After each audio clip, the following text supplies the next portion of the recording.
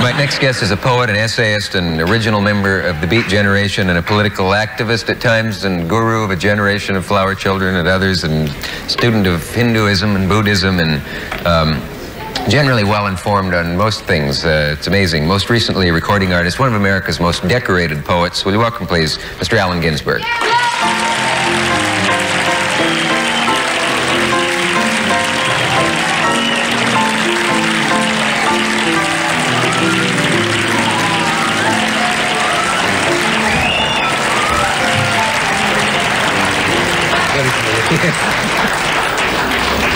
You're traveling light today, I see. You only have a couple of things. Yes. But in case of emergency, in case I say anything that I have to document or anything that I should sing, I have a harmonium. Yeah, is that a harmonium? Yeah, makes sounds. Well, Why don't we begin with a little mantra? Of course. Does that make sense? Sure. Is that an antique? It looks like a... No, 1961, little kid's harmonium, $18. Or $16 in Benares.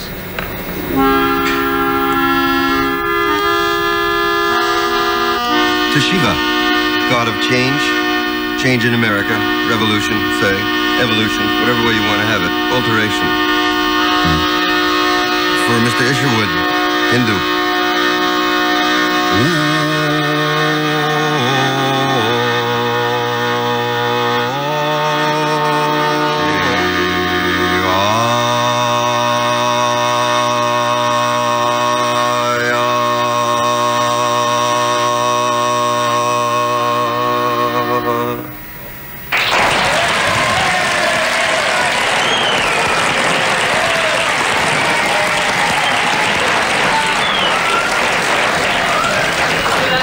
To the name of Shiva, Om, to the name of Shiva, Namah Shivaya. I was going to ask you what the words meant. Yeah, Amen to Christ's name. Take it as you wish. To Shiva's name, to Changer's name. What does it do to you when you're doing that? How do you feel? Well, it's very similar to the sigh that one gives after orgasm.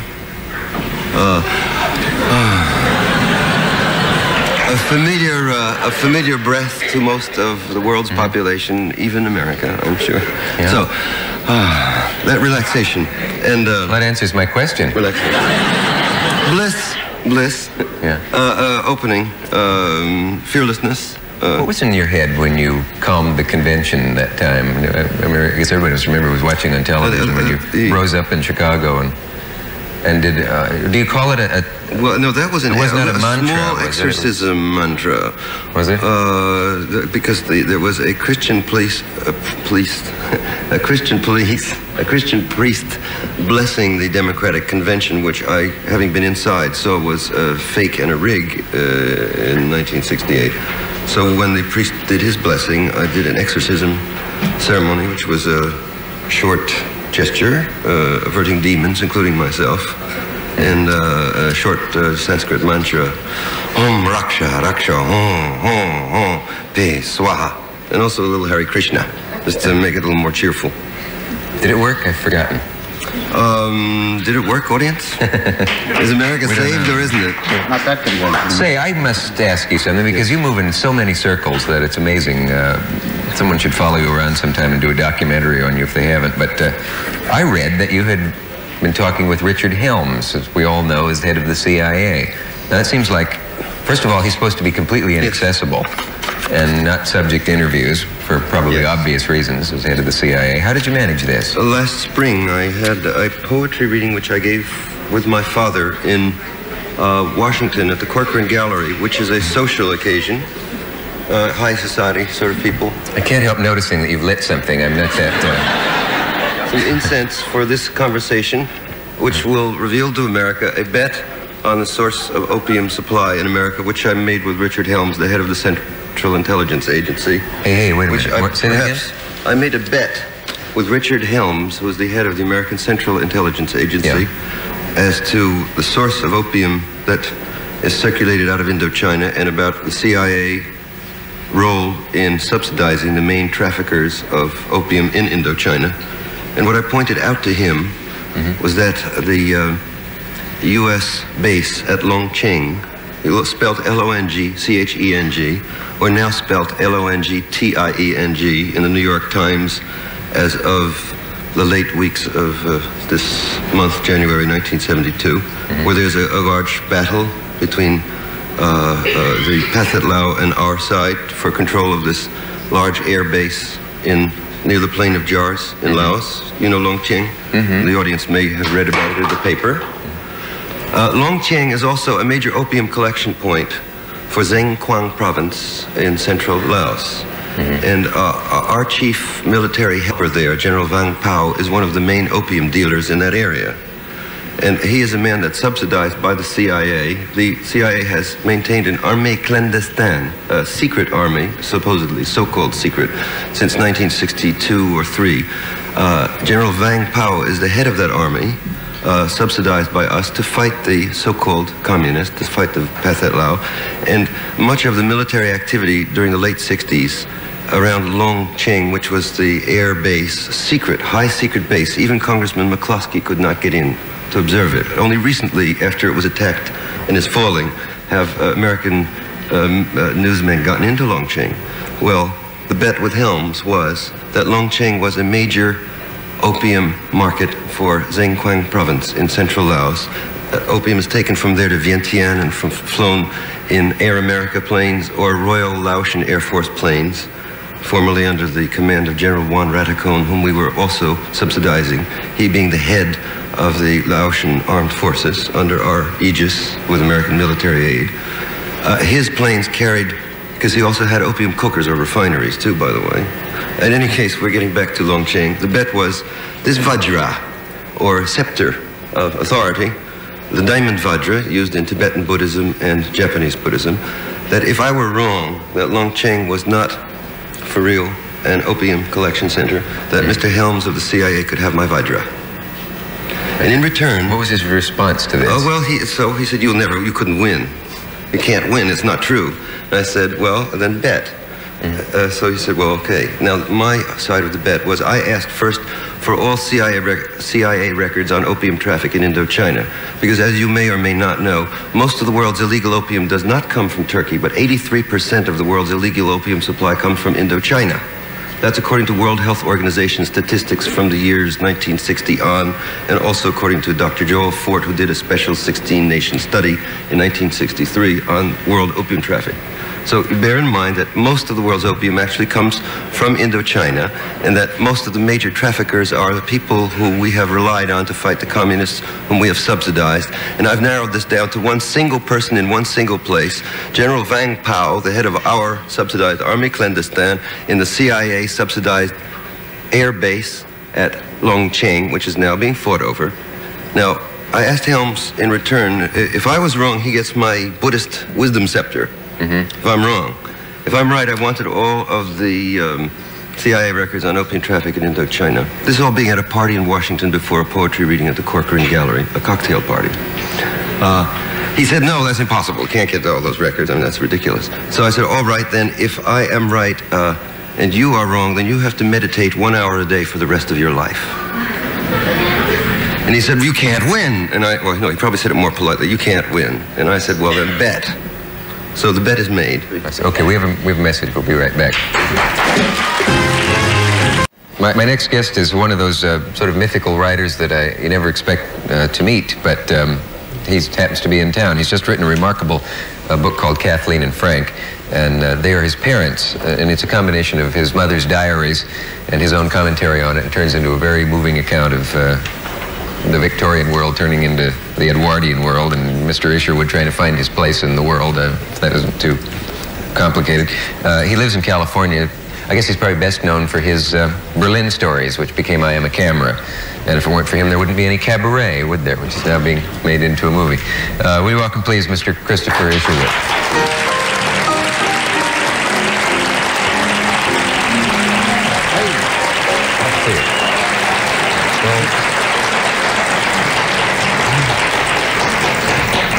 Why did you do that?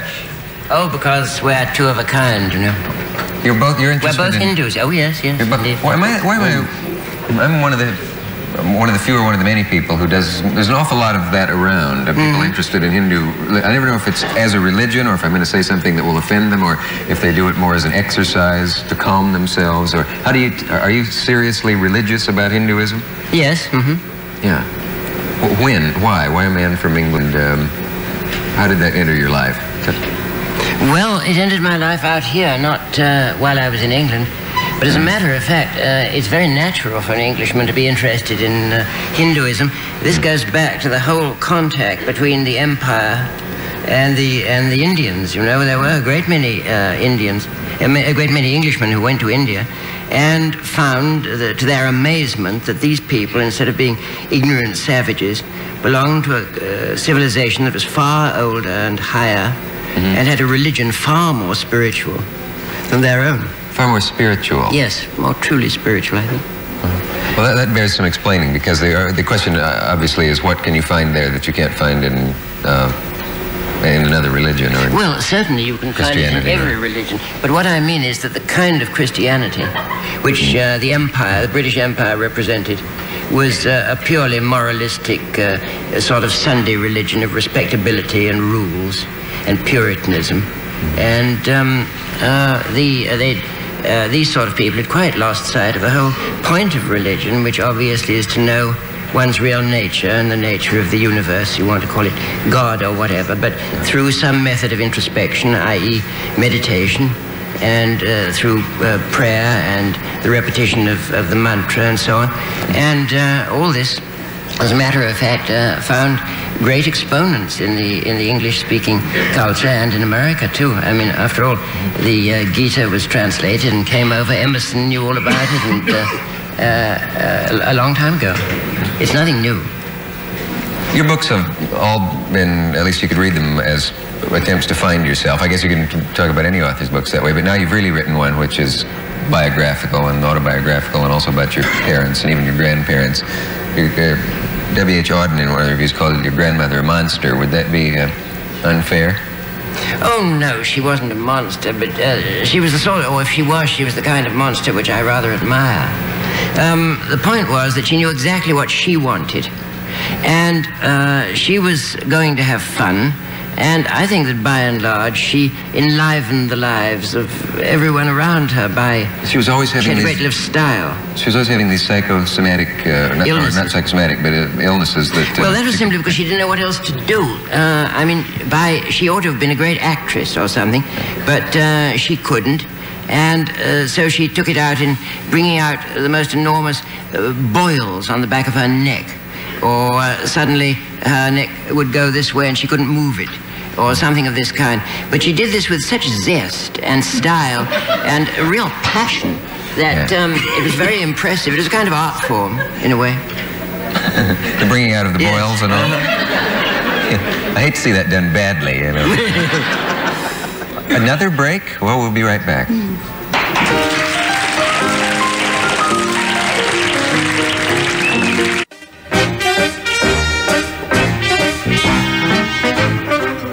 Talking with Christopher Isherwood. I wonder if everybody doesn't at some point in his life threaten to write a book about himself and his family and try to get it all down and figure it all out. Or did you get all the pieces put together? Do you feel now, are you different now? Do you know where everything fits in your life?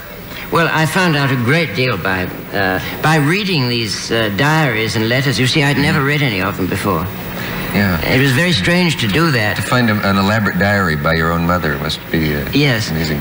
And the funny thing was that I could know sort of instinctively what she meant a lot of the time. That's how I began to realize the tremendous power of heredity, how we were absolutely interwoven, all of us. I discovered I knew far more about her than I thought I did. And far more about my father, who died when I was 10. Yeah. I sort of just knew, you know, reading these things. Were you recollecting things? I suppose so, yes, in some deep way. Had any kind of family legend sprung up in your mind that were dissipated by actually dealing with the actual facts of the matter? With my father, yes. My father seemed 1,000 times more interesting and attractive and everything when I read these letters than I ever had before. That's a sweet experience to actually improve your feeling about your family. Oh, enormously. More yes. than when he was around. And the funny thing was, I felt also, of course, that they wished it. That was a very odd thing. I came on things in the letters in one place. My father wrote to my mother, kind of kiddingly, "What a pity your husband's life is never likely to be written," and as though it were a kind of hint. And then again he said, quite not long before he was killed at the front, he was talking about how the trenches were all full of mud. And it sort of slipped out of him. He said, "I hope posterity, when it reads this, won't think I'm complaining." That's very good. And I thought, well, obviously they want it. Did you love your parents? Well, I had a terrific hostility thing with my mother going, which was a very close relationship.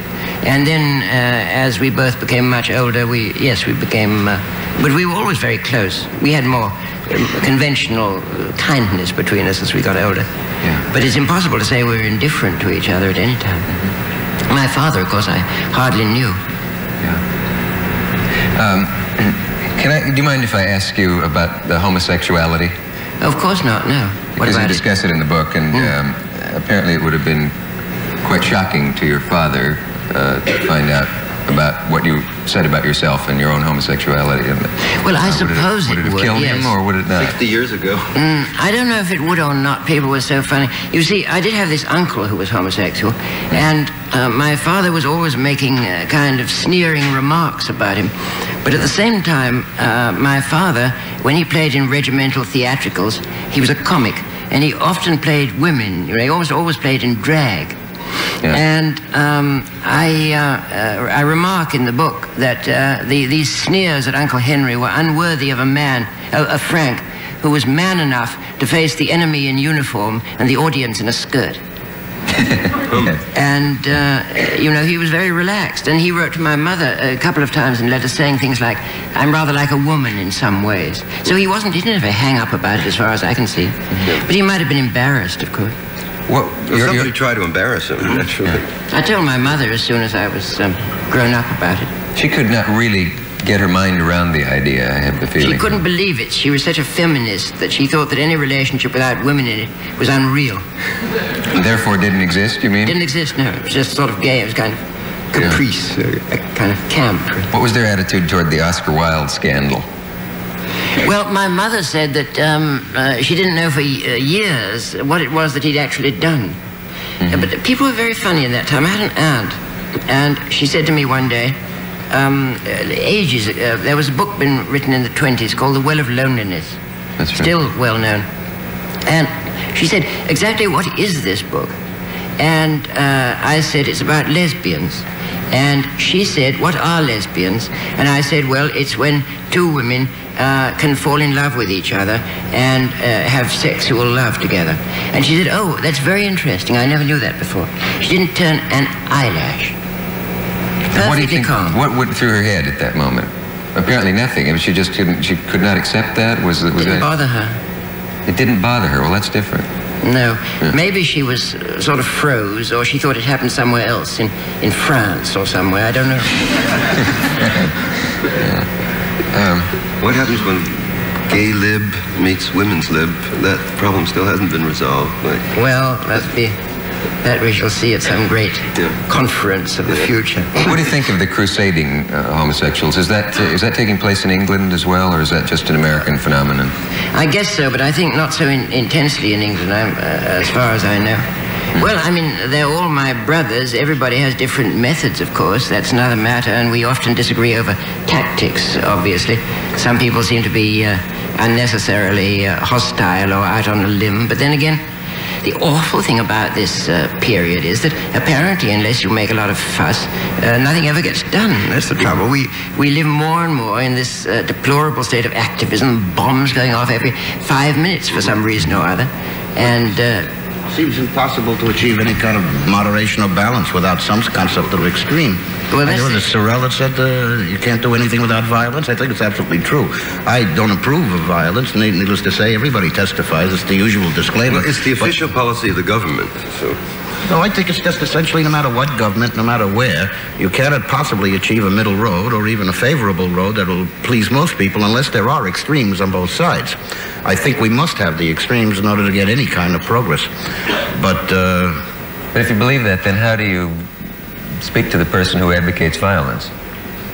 I'm afraid in my particular compass, I include all forms of violence and accept that. I'm against it is when it destroys the final fabric of the civilization.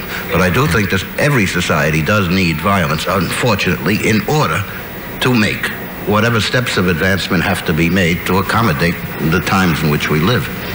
Could you be a Hindu and believe that? Well, it's such a large generalization, you couldn't even say yes or no to it. I would say we don't need violence in Vietnam anymore, folks. We don't need violence in the streets anymore. We certainly don't need a bombing the middle class or the left or the right at this point. What we need is everybody calm down. Right now in America, everybody calm down and start a different path of asceticism. Stop shooting up so much gasoline electric speed.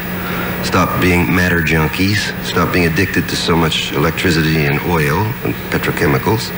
Like cool our mad materialistic appetite so that we can save the planet. And violence is not going to be of any use in this particular squeeze we're in now. I mean, what we need now is everybody sit down, shut up a while, and, you know, stop bombing.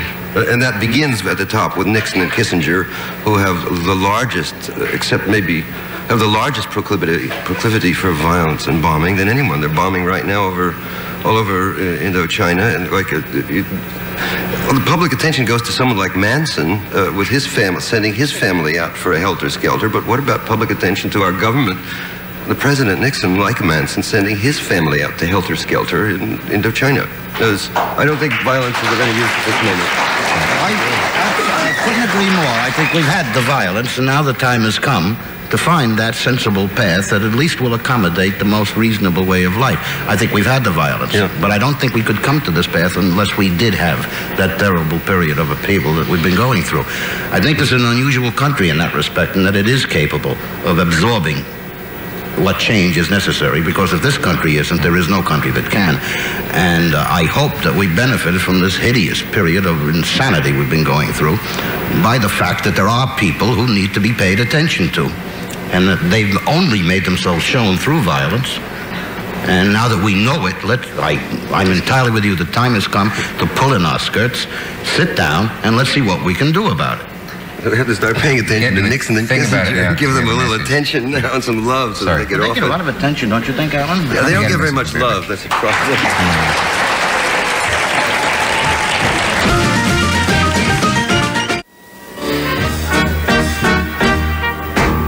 You bring it over sometime. So I have, yeah. How do I know when I'm on? Here we are. Alan. Yeah. Various people have been made nervous by various things you have said. I wanted to calm it all down. Your remarks about Mrs. Chenault and her airline and all of that, how well documented are they? My information is mostly from Time magazine, actually. Madame Chenault and her husband, Claire Chenault, founded Air America many years ago. It's been written up at great length in Ramparts magazine and in Time magazine. It's the main carrier for U.S. military operations in Indochina. It's sometimes referred to as Air by local reporters. Madame Chenault herself does, presumably, her airline is used transports, and she specializes in accusing the Chinese communists of dealing. She wrote an article in the New York Times accusing the communists of doing it the other day. Although the airline, I think she's a major stockholder in the airline and has some good deal of control. She couldn't very well be responsible for everything that passes. No, she's not personally responsible, though since I know about it, she might as well know about it. And if she doesn't know about it, I'm telling her now. I see. Well, I'm glad you cleared that. The other thing is that according to Time magazine, she was one of the major contributors to the Nixon campaign. That's where I got, or a major contributor. She gave quite a bit of money to the Nixon campaign. I got that out of Time magazine. When I think they were doing a review on ladies in Washington and Watergate and Watergate apartments. I see. Yeah. Okay. I mean, it's just public information. Everything I said, actually, I got out of the newspapers. Though I have interviewed CIA agents and ex-Peace Corps people and lots of Green Beret people. I was wondering what your sources were beyond your what's in public. 2 years of scholarship. How do you get to know ex-CIA agents? I went down to Washington to the Institute for Policy Studies with a free telephone, and I got on the telephone for a full month in March 1971, and just called around all over Washington, beginning with Walter, among other people, Walter Pincus, the ex-chief counsel of the Senate Foreign Policy Committee, Foreign Relations Committee, and various ex-bureaucrats of Senator Gruning's Committee on Government Expenditures and Operations, who had already investigated Marshall Key. So I got leads from them. Then I went to Jack Anderson's office and looked through his files and talked with his assistant, Les Whitten. And then I talked to various people who were on the scene. Then I talked to Stanley Carnot, who is the Washington Post reporter in Indochina, among other people. When do you sleep? No, between 2 and 9 in the morning. Okay. Again? Oh, we'll be right back.